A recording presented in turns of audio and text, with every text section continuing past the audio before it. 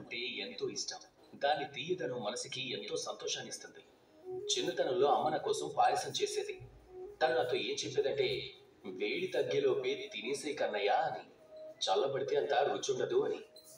కానీ నేను తుంటరివాడిని కదా, అది చల్లబడేంత వరకు ఎదురు చూసేవాడిని.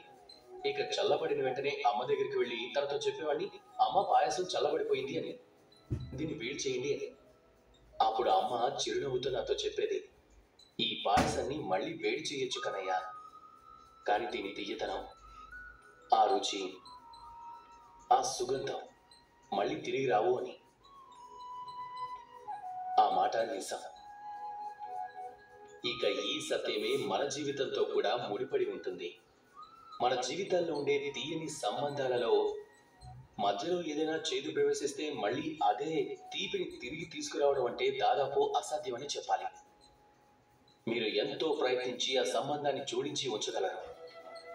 దానికి కూడా ఎంతో ప్రయత్నం అవసరం అవుతుంది. అయినా కూడా మళ్ళీ తీయదనం అనేది ఎప్పటికీ రాదు.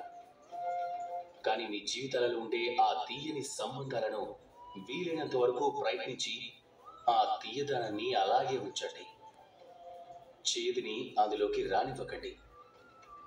రండి నాతో పాటు తీయని స్వరంతో చెప్పండి, రాధా కృష్ణ.